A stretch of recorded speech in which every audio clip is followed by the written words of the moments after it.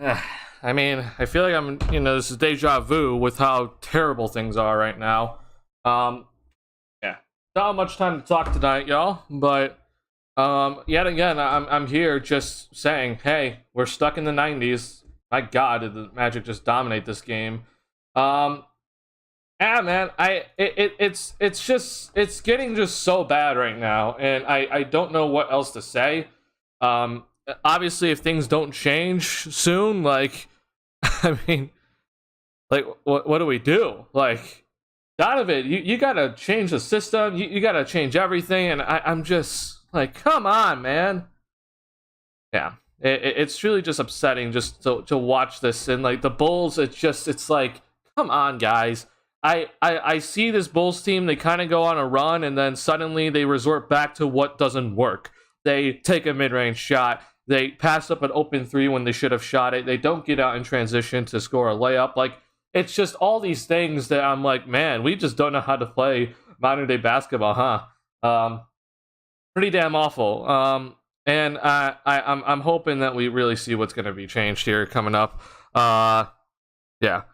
I really just don't know what to do at this point. Dalen Terry's only positive tonight. Yeah, I mean, I guess it's him and then maybe Zach, but nothing else is good to talk about. Let's see here. We were over 13 or something. One of the same problems with was the parent tonight, 14.3% from three. Yeah, no point in shooting threes if we're just gonna miss. I disagree with you, Salty Solution, but I'm specifically disagreeing with you in terms of players that I know can make the threes, that they need to shoot the threes. I don't care if they're having like a rough night. It just, in general, we have a 41% three-point shooter in Patrick Williams. We have a 38% three-point shooter in Zach LaVine, and they combine to shoot 7 threes tonight. That's just bad. They need to shoot more threes. They just have to. And it's straight up ridiculous that they didn't shoot more. But here we are.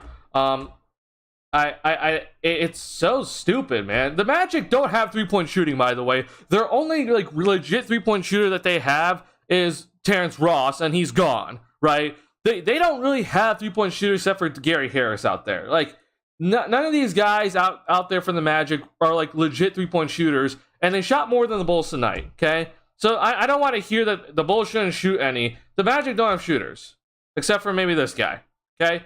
So if the Magic don't have shooters, and I know the Bulls at least have some, then the Bulls should be shooting more. It's just simple. Nothing else to really talk about. So yeah. Continuity, woohoo! Yeah, if someone wants us to lose games, so I was begging us to shoot more. Well, Salty Solution, you're gonna actually get the opposite. If the Bulls shoot more, I guarantee you they score more than 91 points tonight.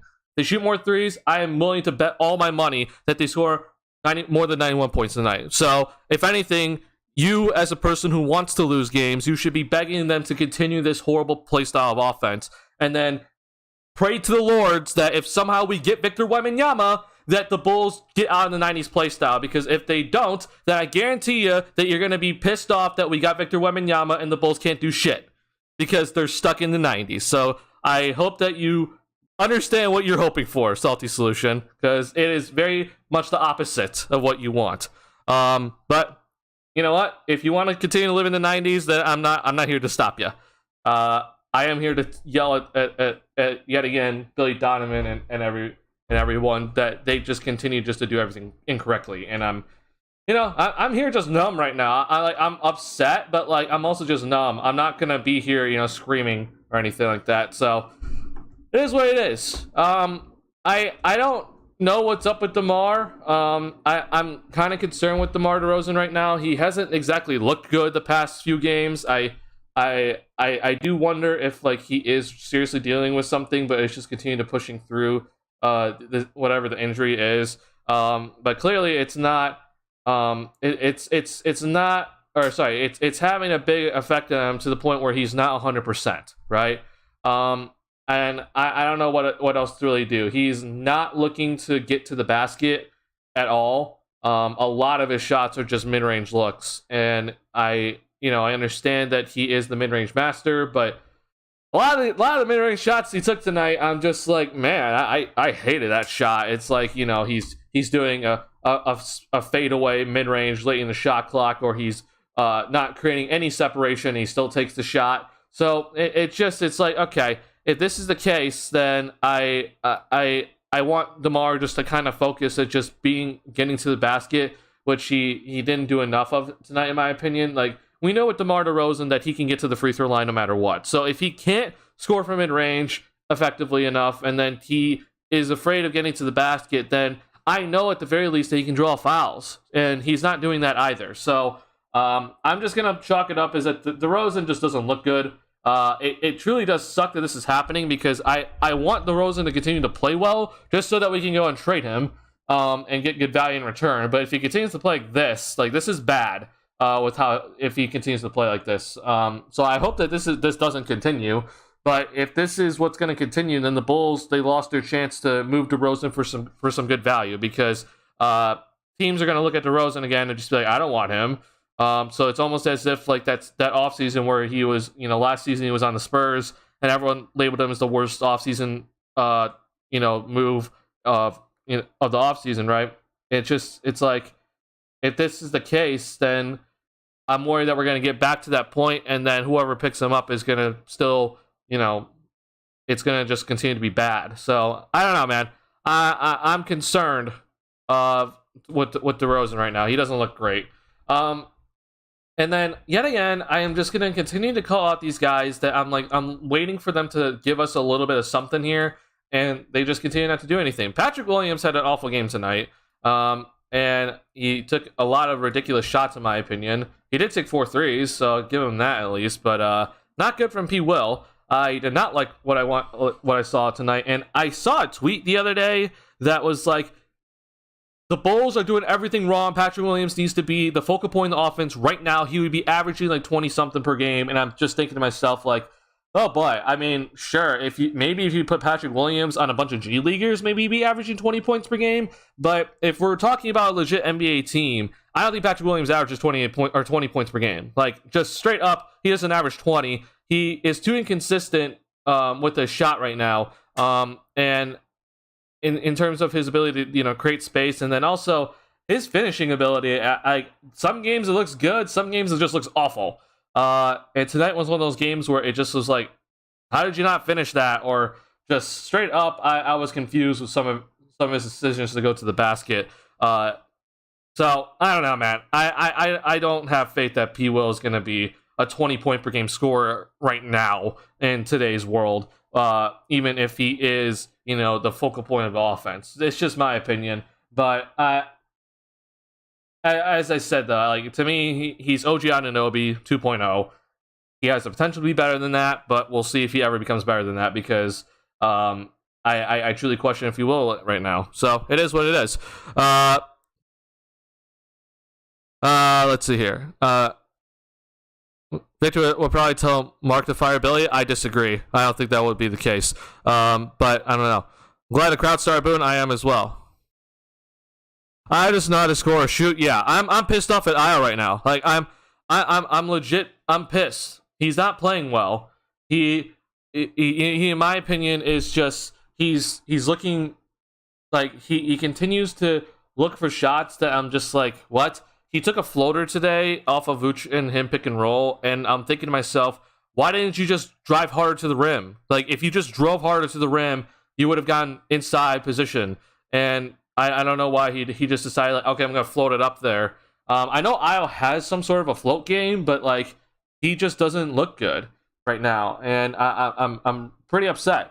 I thought Vooch passed up a lot of open opportunities to shoot the 3-ball. He only took 2 threes tonight, which is a mistake by him. And then I also thought he passed up some opportunities to get, he got the ball in a position where he could roll hard to the basket, but he decided just to stop. So I don't know what it is with Vooch either, but he just decided not to really shoot the ball at all. And then when he did shoot it, it was in the post. I'm thinking, why are we posting up? And we saw, some post ups, it converted early on, but then we didn't see a single post up get converted for the rest of the game.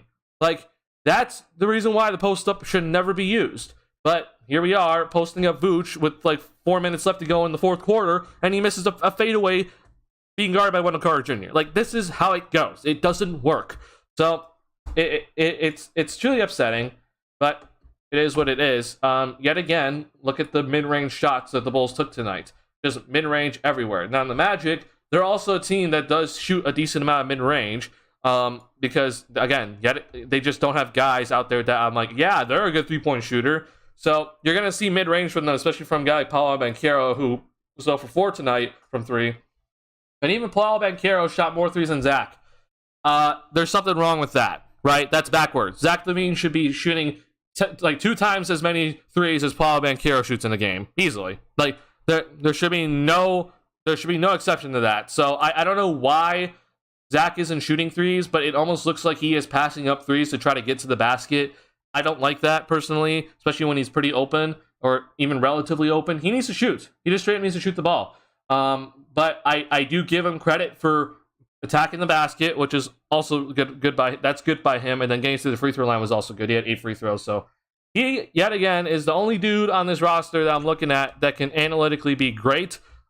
P. Will's the other guy, but he obviously is struggling right now. And Kobe can kind of be that if he's hitting his shots, which he did hit his shots tonight, so I'll give him credit.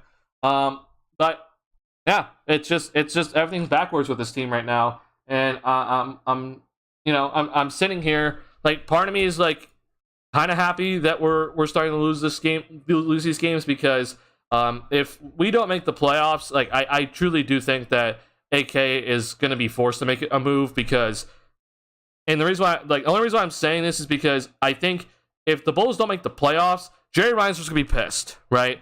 And because we all know that Reinsdorf is like, I need to at least make the playoffs, right? I need to make the playoffs, get the extra money, and get the fans in the seats. So I hope we make the playoffs. And if we don't make the playoffs, then Jerry Reinsdorf's gonna be pissed at AK and Mark Eversley, not for the right reasons, but at least he'll be upset and be like, hey, make a move.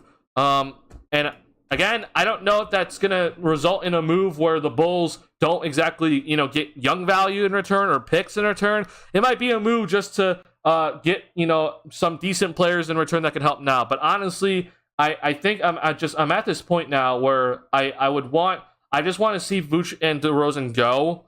Just so at the very minimum, I know that the 2 guys that are just analytically some of the worst guys, at least their play styles are just some of the worst guys, at least they're gone, right? I'm not saying it fixes everything, but at least a good chunk of the guys that are shooting mid-range and posting up would be gone.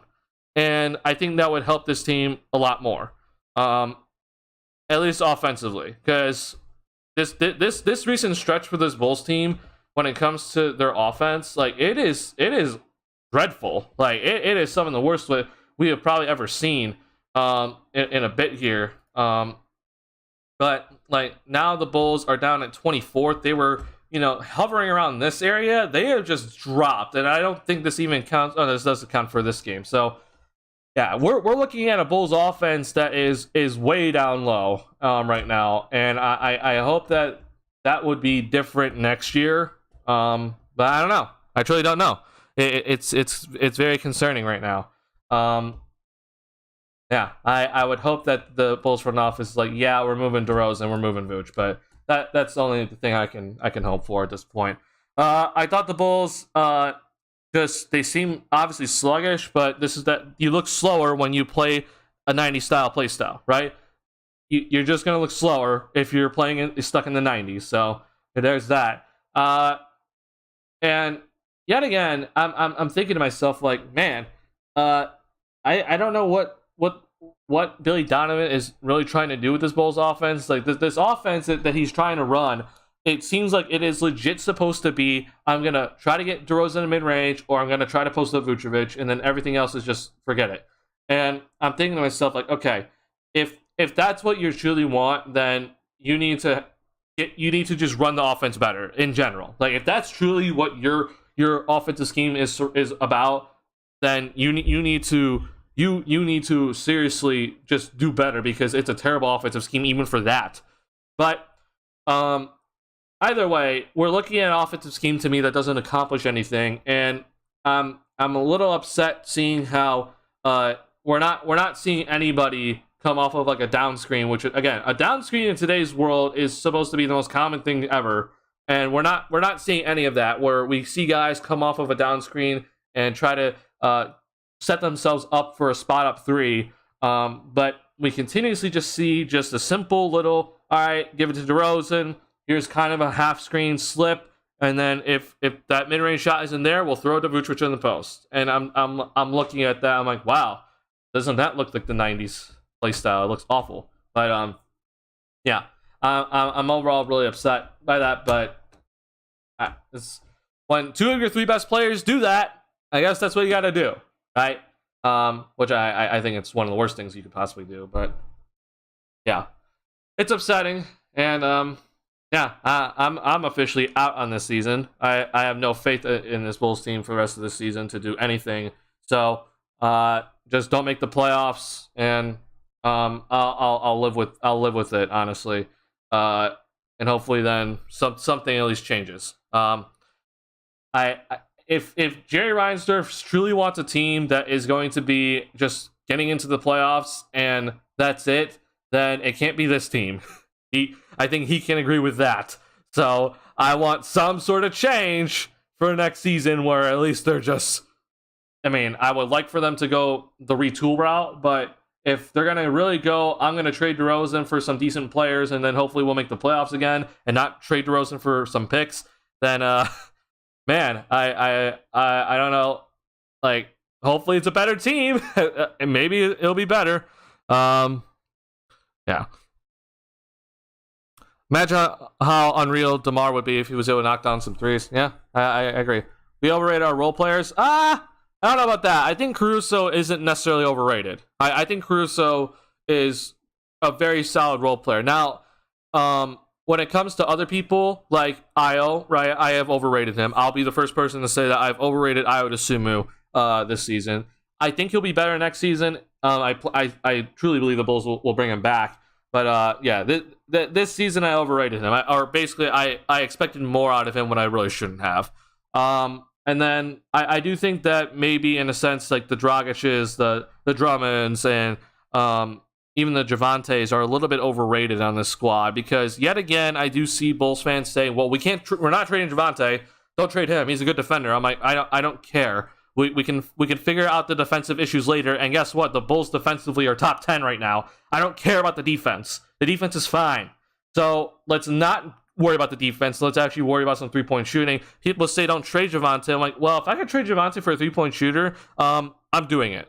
Like, just straight up. Bulls can't do that, obviously. He's going to be unrestricted free agent, so they can't do that anymore. But yeah, just saying that's where I'm at right now, and I don't care what anyone else has to say. Yeah, so some role players for sure overrated. I do think that also, aka Mark Eversley, they overrated some of the role players that they brought in, and they thought that they could do better. It is what it is. I do think right now that Kobe White also is in a sense being overrated. I know he had a decent game tonight, but I do think that people are like, wow, he looks a lot better, and I agree that, you know, the eye test looks like he's doing well, but I look at this and that field goal percentage continues to drop, and it truly just looks bad. So I don't know what exactly they're looking at here when it comes to Kobe, but I do think that in Bulls fans' heads, he's starting to become overrated too.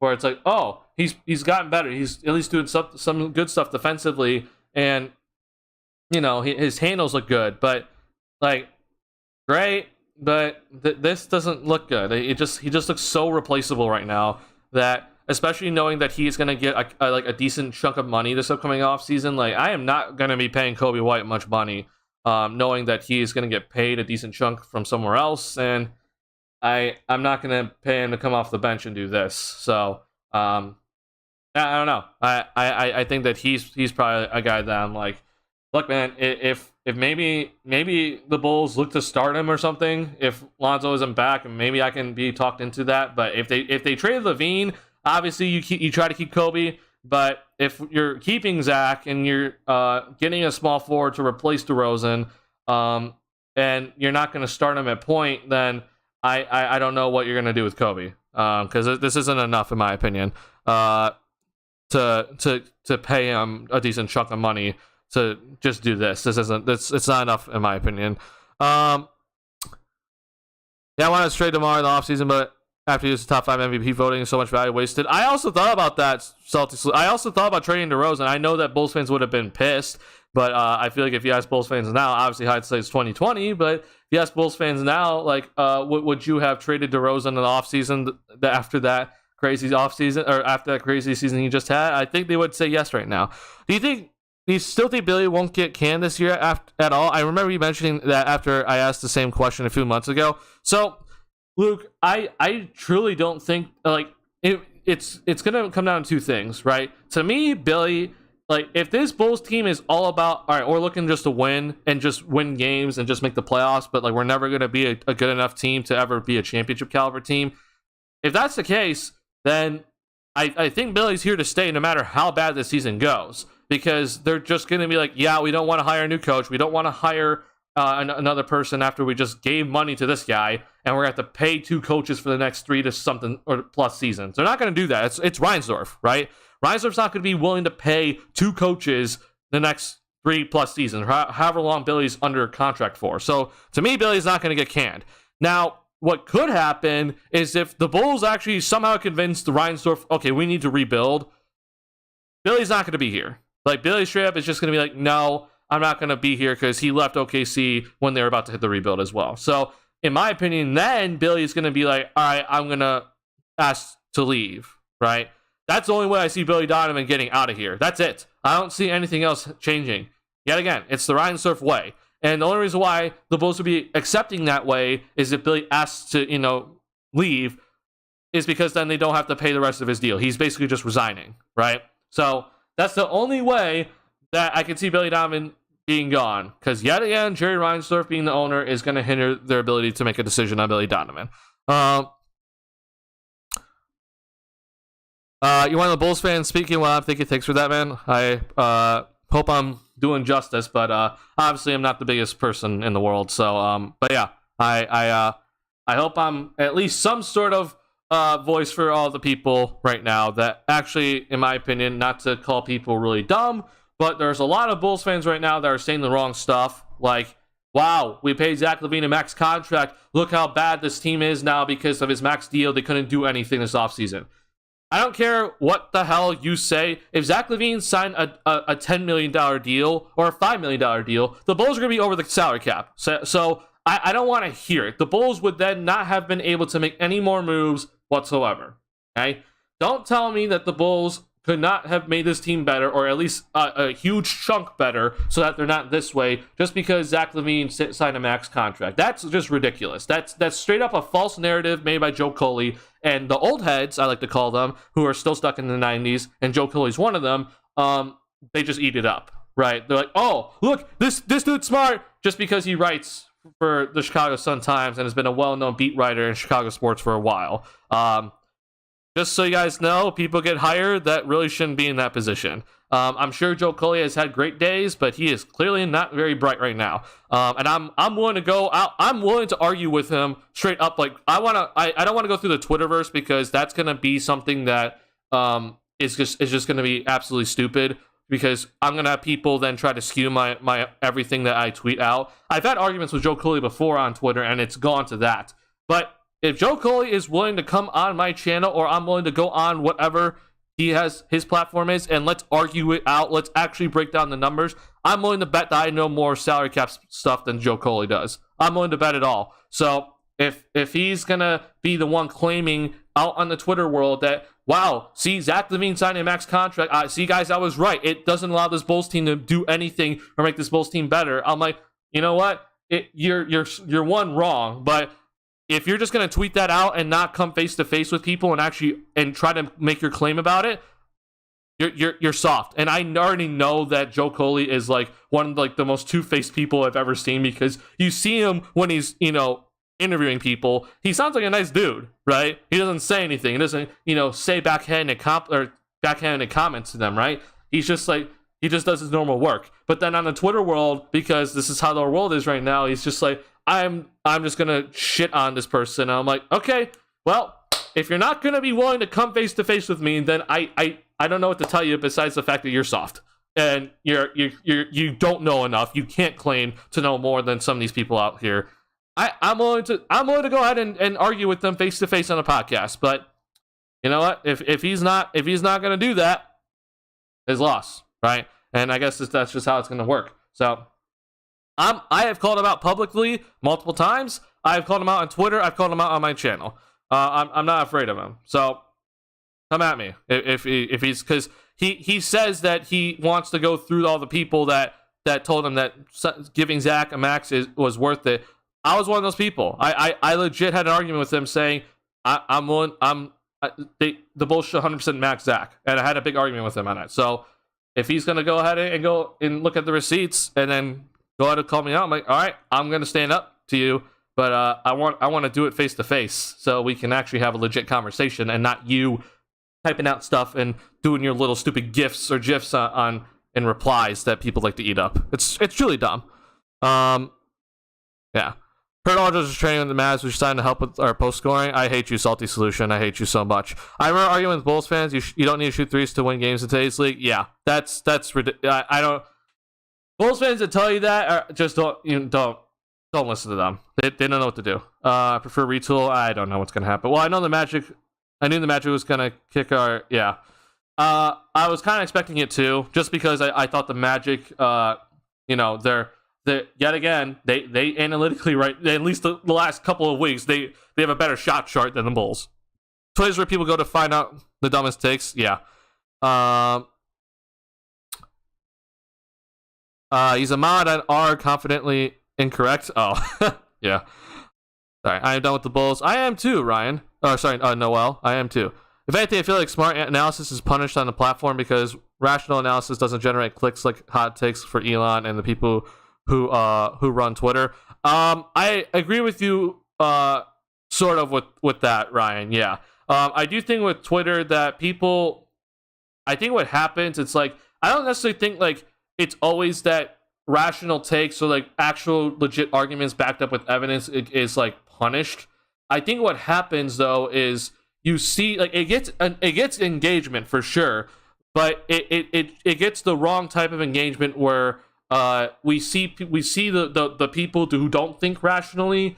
They'll take bits and pieces of whatever the rational argument is, and then form it in a way where it's completely not what people said before or what was being argued initially. And then you have the people who are irrational that come out and then full out get their cultists that they have and will try to make this whatever that tweet is the worst thing ever. Like they'll do anything possible. So I think it gets engagement. I just think that it brings out the people that don't think rationally, and that's the engagement it gets. Hence, then, yeah, it eventually will then get punished. So, yeah, I don't wait till we make a change because this team just doesn't work. I mean, hey, Noel, I've been saying like I'm with you, but I'm also the guy saying like this team they just are one of the worst teams analytically. So you want the reason why this team doesn't work? It's not the defense, right? Like it's not the defense. People are going to be like, the defense sucks. The defense sucks. It's not the defense. Like I don't know what else to tell you right now. But the defense right now is currently ranked 7th. Okay, you can't tell me that the defense is the issue right now because you just look around and it's just like, man, this Bulls team defensively, the numbers say they actually do a really good job. It's offense. It's straight up the offense, guys. That's the reason why this team doesn't work. And we saw, last season that like during that bad stretch of after the All-Star break where this team was starting to go downhill, like to me it's not that much of a surprise to see that when one of your best 3-point shooters is out, that this team goes downhill. Like obviously Lonzo being out was a part of that, but then also Zach was injured and Zach wasn't 100%. So when he's not at 100%, then the team just continued to go downhill. So you had two of the guys that analytically were the best, and then they're either one out or two not 100%. Zach's, I think, better, obviously, and he's, he looks a little bit more like himself, but the offense now has completely changed, right? The offense is so different from last season, so that suddenly we have Zach LaVine only shooting 3 threes tonight when Paolo Banchero shoots 4. Like that's just backwards. That there's something wrong with that. There's just to see that Zach only took 3 tonight is just, whew, man. So if I'm gonna say bad shot selection, Zach, I'm gonna say you didn't shoot enough threes. That's what I'm gonna say. But the old heads are gonna be like, yeah, no, he did a good job tonight. This is what we want to see from him instead. Oh man, I'll give him credit for getting to the basket, but free throw line, man, like that's also good. But after that, man, I need to see threes because Zach also took some mid-range shots that I just thought were unnecessary tonight. So it's not just DeRozan, right? But you want to see DeRozan's shot chart. Like this is DeRozan's shot chart. This is just bad. Okay, this is just not what I want to see. Like I'm aware DeRozan's a mid-range master. He's only going to shoot mid-range, but instead of this, I want to see more in the paint. Right? He has a floater game. He can get to the paint, and also get to the free throw line more. So you can make this work with DeRozan, even though he doesn't shoot threes. Right? You can make this work. I'm not saying it's impossible. It's not ideal for sure. It's not what I would choose. It's not what I want to have be a focal point in the offense. But you can still figure it out in a way where he's not going to be so analytically awful that we get what we saw tonight. With Zach, a lot in the paint, right? Like this is where I'm happy with Zach. It's like, okay, you shot a lot of shots in the paint. That's good. But this mid-range shot here I thought was unnecessary. I also thought this one was unnecessary because he passed up a 3, which I'm aware the defender was kind of on him, but I just want to see him let him go. But instead he decided to opt for an 18-footer instead of a 22-footer. That's just wrong. These threes are fine. But yeah, I was fine with these mid-range shots because it was kind of like, end of the shot clock type situation, or it was a reset. So these are fine. These two, in my opinion, you can eliminate. But other than that, all right from Zach. Now, Patrick Williams, this is where I'm just like, okay. He shot this shot here, bad. He then shot this shot, which had no chance of going into the basket.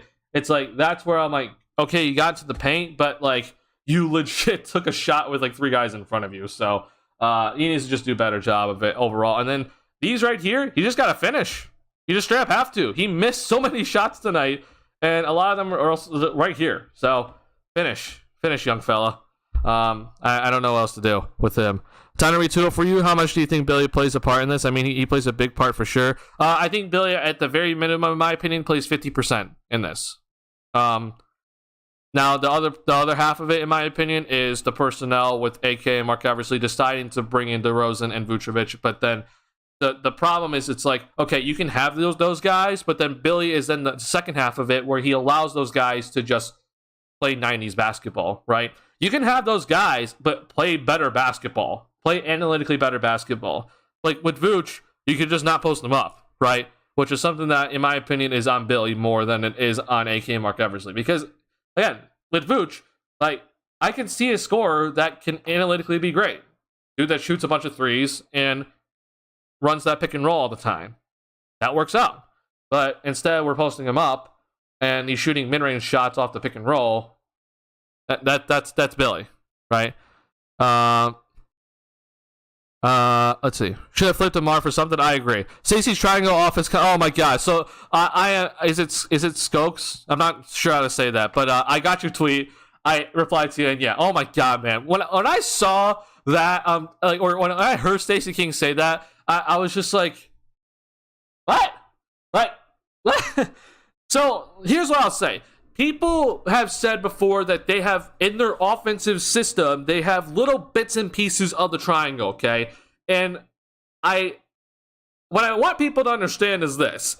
When, Ty Lue has come out and said, like, we've had little bits and pieces of the triangle. That does not mean running the triangle, okay? That's not what that means whatsoever. He'll just have a play call where you see similar actions of the triangle, which, in my opinion, the triangle offense, like, what would be good in today's game of the triangle is the cutting, right? We see guys cut all the time. Cutting is just a huge part of the offense in today's world, especially with the three-point shooting and the spacing you have on the floor. That would be good, right? The back screens, the cuts, that would be good.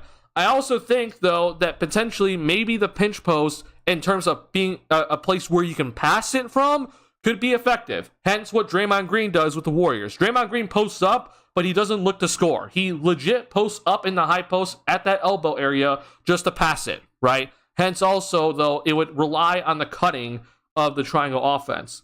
But what you don't want from the triangle offense is the constant posting up on that low block, right? That would be straight up disgusting offense that would do absolutely nothing in today's world.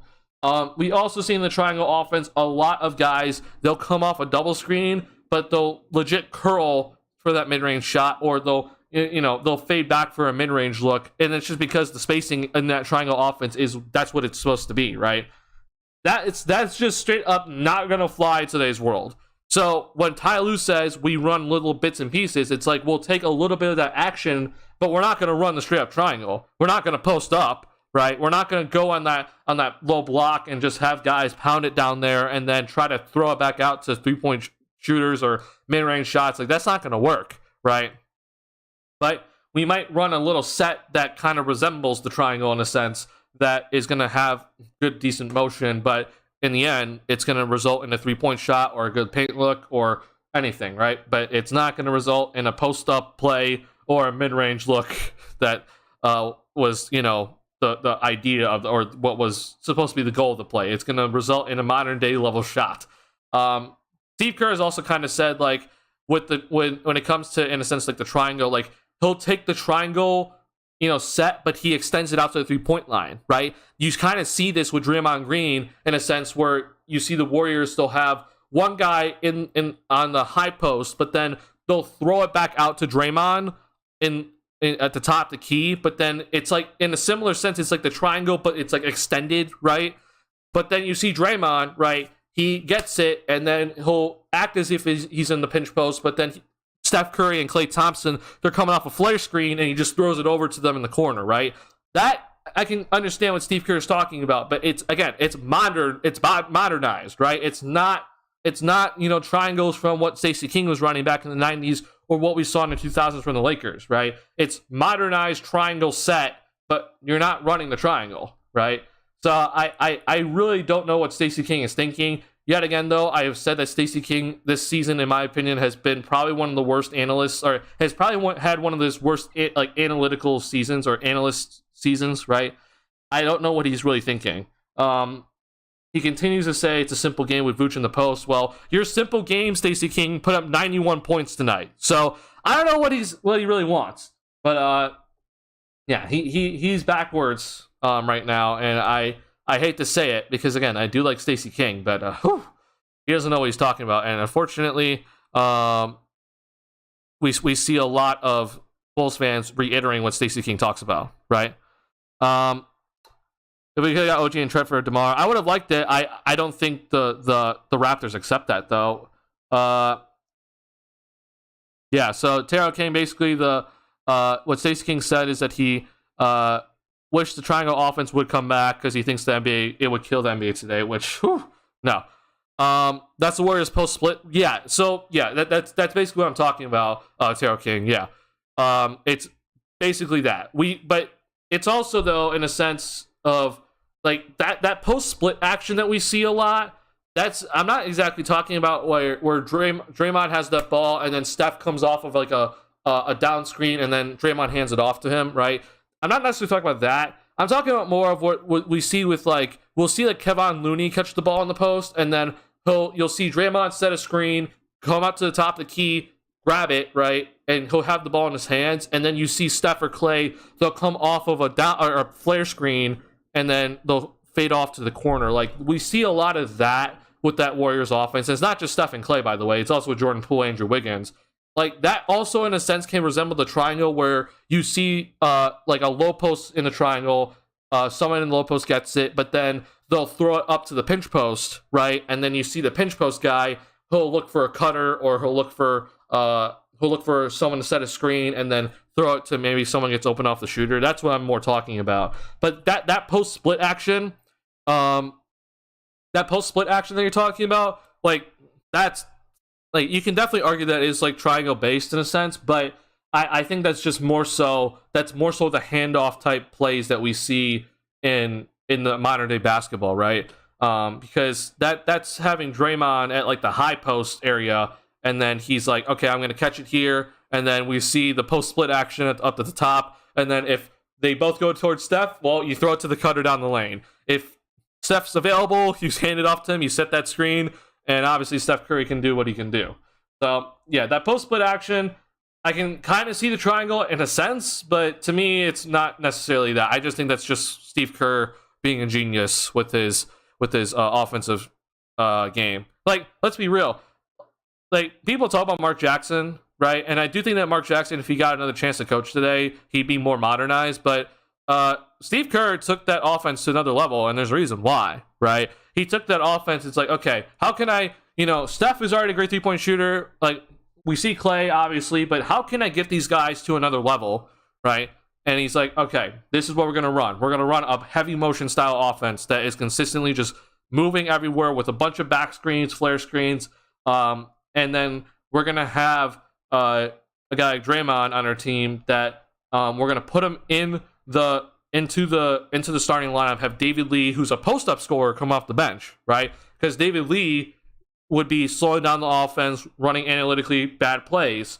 I'm going to have Draymond, who is not a great scorer, but I know with him, I can run this sort of analytically better offense with him, and hence then Steph Curry took off, right? Steve Kerr, like, people give Steve Kerr a lot of shade because they think that he was carried, from his his players to his rings. Like, just, I understand like why people would think that, but I don't think Eric Spoelstra was carried to his rings, even with LeBron being there, right? Like, Eric Spoelstra, in my opinion, is an incredible coach, even though he had LeBron, Wade, and Bosh. I think Steve Kerr is an incredible coach, even though he had Steph, KD, Clay, and Draymond. I truly think that. So, yeah. I used to love using David Lee in 2K14 mid-range monster. Yeah, David Lee in 2K. That dude was a straight up mid-range monster and also a really decent post-up player.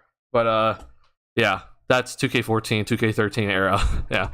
That made me realize how important a coach is to the team. If Mark Jackson was still the coach, they wouldn't have won the 2015 championship or the other ones, in my opinion. So yeah, that definitely could be possible. And I would agree with you that they probably don't win every single championship. Now, what Mark Jackson could have definitely have done is understand that, oh, maybe I need to make a little change here, right? Because if you remember under Mark Jackson with the Warriors, like, it wasn't this heavy motion style of offense. You saw that Steph could do that, but it was a lot of just pick and roll with Steph. We're not going to allow you to just jack up threes all the time. Like, not at least at the rate that Steve Kerr just let Steph go off, right? We kind of see like a little bit more so of like a slow style of offense where it's a lot more heavy, like sets, right? Kerr, comes in, that changes. That's gone, right? They obviously have play calling still, but it's not what we saw from Mark Jackson. Like, we did not see that post-split action under Mark Jackson whatsoever. So I think that shows you how important a guy like Kerr is to this sort of team, right? Blazers hit 10 threes in the first quarter tonight. Man, whew. That's unheard of in Chicago right now. And, if you ask old heads right now, they'd be like, that's stupid offense. Well, the numbers say otherwise. So I hope the old heads kind of see what's happening. But I know that they're old heads, and they're not gonna change their ways. All right. Want to say, it sucks that this Bulls team is losing, but I'm here for it. And then if this team continues to lose, and then we're suddenly going to start expecting some moves in the offseason, then yeah, I do think that we're gonna start moving towards potentially like what are potential options that the Bulls could potentially move for, or like move to get, or maybe it's draft picks or whatever. But I just want to say thank you guys for hanging out with me tonight. It's gonna be a very short stream tonight. I gotta go do something. I gotta go do a project. But thank you guys for hanging out with me tonight. I'm sorry it's a short stream. I'm gonna hopefully do a longer stream next time. I'm in the middle of a rough college patch right now in terms of work. So, but Bulls lose tonight. I'll see you guys for the next game probably. If you have not already, I would appreciate if you hit that like button on the stream. If you're new to the channel, you can hit that subscribe button. That would help me out a lot. I would really, really appreciate it. And yeah, I want to say have hope for this Bulls team, but I don't have hope right now, and I'm not going to tell you to have hope either. But just be wary of potentially off-season moves coming up, and then we can start talking about that when that time comes around. But yeah, I'll hopefully be a little bit more cheerful for when the All-Star break comes around. All right, guys. Thank you guys for hanging out with me tonight. Appreciate you guys a lot. I'll see you on the next one. Peace.